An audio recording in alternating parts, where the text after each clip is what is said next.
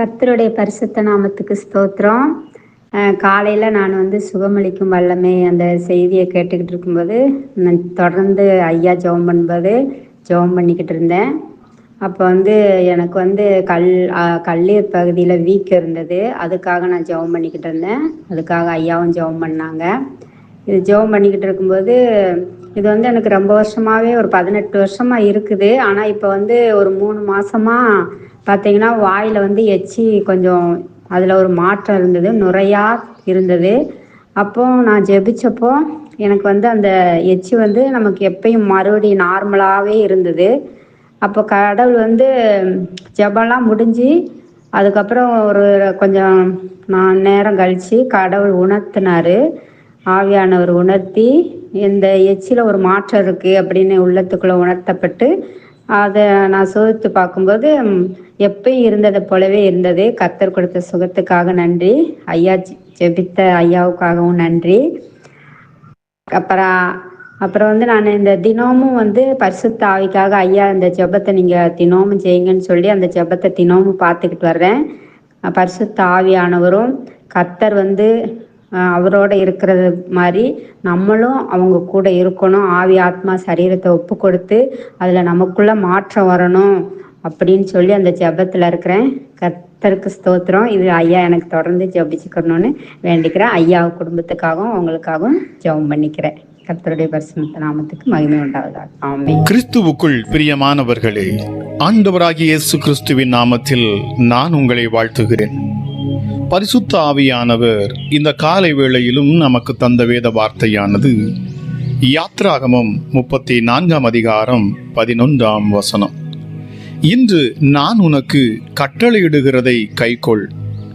எமோரியனையும் கானானியனையும் ஏத்தியனையும் பெரிசியனையும் ஏவியனையும் எபூசியனையும் உனக்கு முன்பாக துரத்தி விடுகிறேன். கிறிஸ்துவுக்குள் பிரியமானவர்களே, இந்த கட்டளைகளை கைக்கொள், உன் எதிரிகளை நான் துரத்தி விடுகிறேன் என்பதே இஸ்ரவேலருக்கு இறைவன் செய்த வாக்குத்தத்தம். துரத்துவது உன் வேலை அல்ல, கீழ்ப்படிவது உன் வேலை. துரத்தி விடுவது என் வேலை என்கிறார் நம் ஆண்டவராகிய கர்த்தர். பிரியமானவர்களே, பெலிஸ்தியரை சேர்த்து 7 ஜாதிகளை துரத்தி விடுவேன் என்றார். 7 என்றால் பூரணம். உன் எதிரிகளை பூரணமாய் துரத்தி விடுவேன். இனி உன் சத்துருக்களை தேடியும் காணாதிருப்பாய் என்பதுதான் வேதம் தரும் விலைமதிக்க முடியாத வாக்கு தத்தம். ஆம் பிரியமானவர்களே, இந்த வருஷத்தின் கடைசி நாட்களுக்குள் நாம் நிற்கிறோம். பிரியமானவர்களே, இதுவரை உங்களை வேதனைப்படுத்தி, உங்களை துன்பப்படுத்தி, உங்களை பயமுறுத்தி, உங்களை கஷ்டப்படுத்தி, உங்கள் பிரயாசங்களின் பலனையெல்லாம் சாப்பிட்டு வந்த 7 விதமான சத்துருக்களை என் ஆண்டவர் துரத்தி விடுவேன். நீ அவர்களை தேடியும் காணாதிருப்பாய் என்பதுதான் அற்புதமான வாக்கு தத்தம். பிரியமானவர்களே, அவர்கள் இருந்த இடமும் அதை அறியாது என்றாரே. அளவிட முடியா வல்லமை உடையவர் நம் தேவன். தேவனுடைய வார்த்தைக்கு கீழ்ப்படிபவனுக்கு எதிரிகளை அவரே துரத்தி விடுகிறார். புதிய ஏற்பாட்டின் கீழ்ப்படிதல் எது தெரியுமா? நம்முடைய கர்த்தராகிய இயேசு கிறிஸ்துவின் சுவிசேஷத்திற்கு கீழ்ப்படியாதவர்களுக்கும் நீதியுள்ள ஆக்கினையை செலுத்தும்படிக்கு என்று 2 தெசலோனிக்கேயர் 1:7 வாசிக்கிறோம். சுவிசேஷத்திற்கு கீழ்ப்படியாதவர்களுக்கு ஆக்கினை என்று வேதம் சொல்லுகிறது. அப்படி என்றால் புதிய ஏற்பாட்டின் கீழ்ப்படிதலே சுவிசேஷத்திற்கு கீழ்ப்படிவதுதான். இன்னொரு ஆதார வசனம் சொல்லுகிறேன், கேளுங்கள். 1 பேதுரு 4 அதிகாரம் 17 வசனத்தில் வாசிக்கிறோம், நியாய தீர்ப்பு தேவனுடைய வீட்டிலே துவங்கும் காலமாய் இருக்கிறது. முந்தி நம்மிடத்திலே அது துவக்கினால் தேவனுடைய சுவிசேஷத்திற்கு கீழ்ப்படியாதவர்களின் முடிவு என்னமாயிருக்கும்? பாருங்கள் பிரியமானவர்களே, இங்கு நியாய தீர்ப்பு சுவிசேஷத்திற்கு கீழ்ப்படியாதவர்களுக்கே என்று வேதம் சொல்லுகிறது.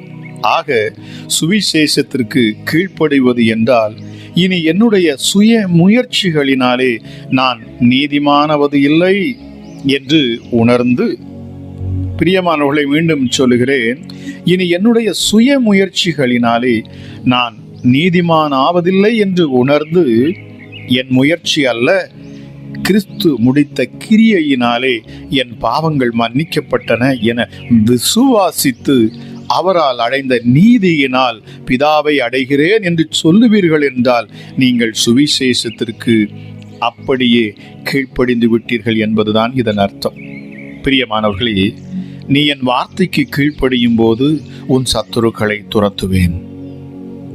இதை கேட்டுக்கொண்டிருக்கிற நீங்கள் எந்த சூழ்நிலையில் இருந்தாலும் சரி, இந்த அதிகாலை வேளையில இந்த வார்த்தையை கேட்டுக்கொண்டிருக்கிற, இந்த வருஷத்தின் கடைசி நாளில் நின்று கொண்டிருக்கிற பிரியமானவர்களே, இதுவரை நீங்கள் கண்ட இந்த சத்துருக்கள், உங்களை வேதனைப்படுத்தின, பொருளாதார வேதனையை கொடுக்கிற, வியாதியின் வேதனையை கொடுத்து பின்தொடர்ந்து வந்த, உங்கள் உழைப்புகளை எல்லாம் சாப்பிட்டு உங்களை வெறுமையாக்கி வந்த பொல்லாத கிரியைகள் இனி உங்களை பின்பற்றி வர முடியாது, உங்களை தொடர்ந்து வர முடியாது. நிச்சயமாகவே நீங்கள் கிறிஸ்து இயேசுவின் வார்த்தைக்கு கீழ்ப்பட்டபடினாலே, அவருடைய கற்பனைகளுக்கு நீங்கள் கீழ்ப்பட்டபடினாலே, என்னுடைய பலன் அல்ல, என்னுடைய நீதி அல்ல, இது தேவனுடைய நீதி. அவரே எனக்காக யாவற்றையும் செய்து முடித்தார் என்கிற வார்த்தைக்கு நீங்கள் கீழ்ப்படியும் பொழுது நிச்சயமாகவே யாக்கோபு 4:7 சொல்கிறது, தேவனுக்கு கீழ்ப்படியுங்கள், பிசாசுக்கு எதிர்த்து நில்லுங்கள், அப்பொழுது அவன் உங்களை விட்டு ஓடி போவான். நிச்சயமா பிரியமானவர்களே, அவன் தோற்று போனவன். அவனை நீங்கள் எதிர்த்து நிற்கிற பொழுது அவன் ஓடி போவானா? இது தேவன் நமக்கு கொடுக்கிற வார்த்தை. இந்த வார்த்தைக்கு நீங்கள் அப்படியே கீழ்ப்படுகிற பொழுது நிச்சயமாகவே உங்கள் முன்னின்று சகல சத்துருக்களையும் என் தேவன் இந்த நாளிலே துரத்துவார்.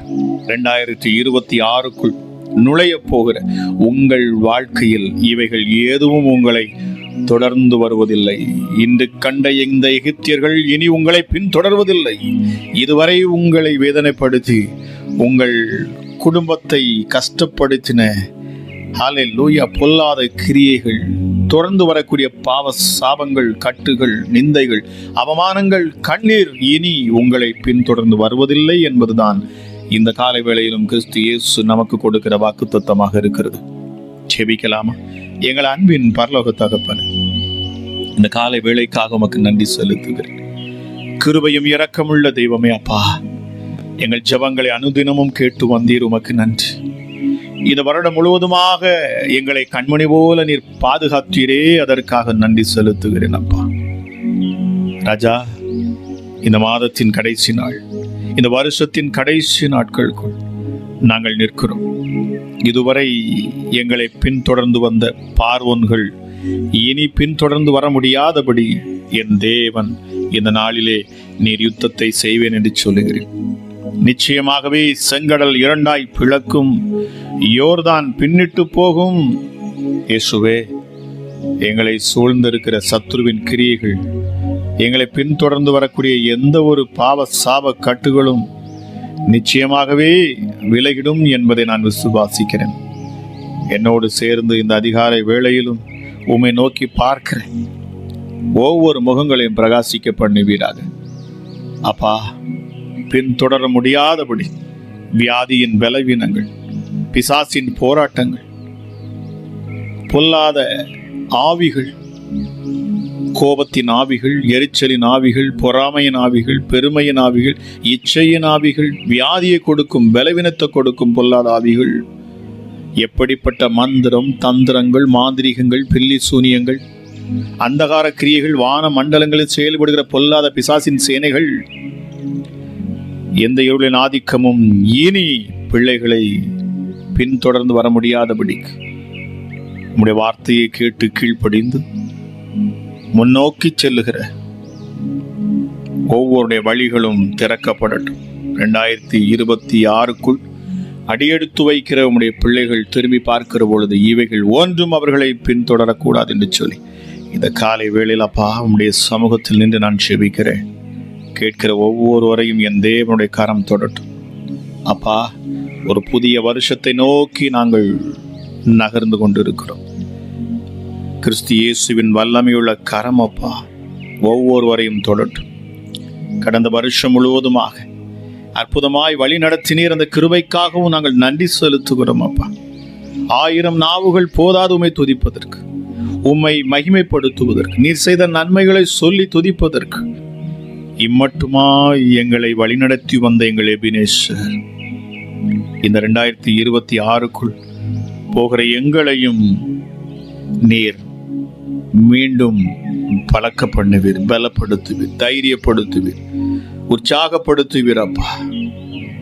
எங்களை தலை நிமிர்ந்து நிற்க பண்ணுவீர். 2026க்குள் நுழைய போகிற ஒவ்வொரு பிள்ளைகளையும் என் தேவனுடைய கரம் தொடரும். தேவ பிரசன்னம் அவர்களை சூழ்ந்து கொள்ளட்டும். உன்னதமானவரே, அற்புதத்தினாலும் அடையாளத்தினாலும் நீர் இருப்பதை உறுதிப்படுத்துகிற தேவனாக இருக்கிறேன். இதை கேட்கிற யாராக இருந்தாலும் சரி, இந்த காலை வேளையிலே என் அப்பாவின் கரம், என் கிறிஸ்து இயேசு என்கிற தகப்பனுடைய கரம், எங்களுக்காக தன் ஜீவனையே கொடுத்த அந்த உன்னதருடைய கரம் ஒவ்வொரு பிள்ளைகளையும் தொடரும். அமராஜா, பழையவை ஒளிந்தன எல்லாம் புதிதாயின என்கிற வேத வசனத்தின்படி சகலவற்றையும் புதிதாய் மாற்றுவீராக சுவாமி. உன்னதமான தெய்வமே, உமக்கு கோடி ஸ்தோத்திரங்கள் அப்பா. ஹல்லேலூயா. நீர் நடத்தி வந்த ஒவ்வொரு பாதைகளையும் நாங்கள் நினைத்து உமக்கு நன்றி செலுத்துகிறோம். இந்த நாள் நன்றி செலுத்தும் நாளாக மாறட்டும். இதை கேட்கிற ஒவ்வொரு பிள்ளைகளுக்கும் ராஜா, நான் சொல்லிக்கொள்ளும் இந்த காரியம் நீங்கள் ஆராதிக்கும் இந்த இயேசுவுக்கு, இதுவரை நடத்தி வந்த இந்த தேவனுக்கு நன்றி செலுத்துங்கள். நிச்சயமாகவே உங்களுக்கென்று காத்திருக்கிறது அதிசயம், அற்புதம். என் தேவனுடைய கரம் இன்னும் அதிகமாய் பலப்படுத்தட்டும். இன்னும் அதிகமான வல்லமைகளும் ஆற்றலும் செயல்படட்டும் அப்பா. இனி தீங்கை காணாதிருப்பாய் என்கிற வசனத்தின்படி இனி ஒரு தீங்கும் பிள்ளைகளுக்கு நடக்காதபடி இந்த 2026க்குள் விளைகிற ஒவ்வொரு பிள்ளைகளுடைய வாழ்க்கை அற்புதத்தினாலும் அதிசயத்தினாலும் நிறையட்டும் என்று சொல்லி கேட்கிற ஒவ்வொருவரை நான் ஆசீர்வதிக்கிறேன் அப்பா. விடுதலை உண்டாக்கும் அப்பா, சமாதானத்தை கட்டளிடும் சுவாமி. தெய்வ கிருபை ஒவ்வொரு பிள்ளைகளையும் சூழ்ந்து கொள்ளட்டும் ராஜா. பொல்லாத ஆவிகள் விலகட்டும். இயேசுவின் நாமத்தில் கட்டுகள் எல்லாம் அவிழ்க்கப்படணும். சர்ப்பத்தின் கிரிகள் முற்றிலுமாக அழிக்கப்பட்டு போகட்டும். வியாதியின் பலவீனங்கள் எல்லாம் மாறட்டும். ரிப்போர்ட் எல்லாம் மாறட்டும். மருத்துவ ரிப்போர்ட்டுகள் எல்லாம் மாறட்டும்.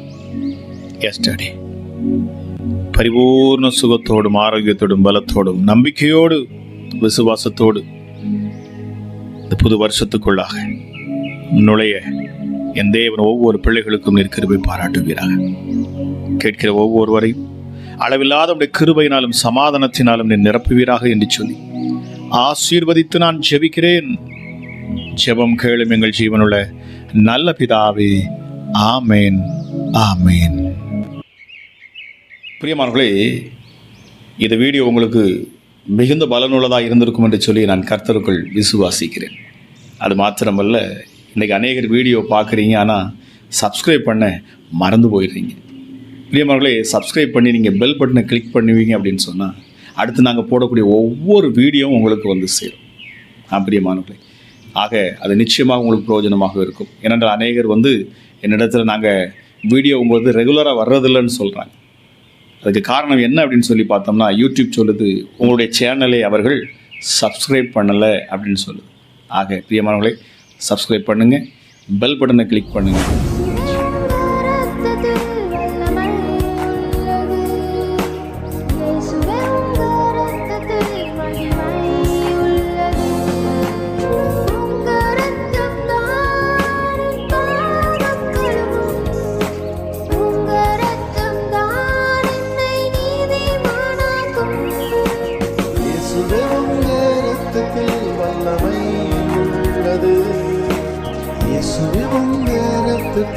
மகிமை உள்ளது.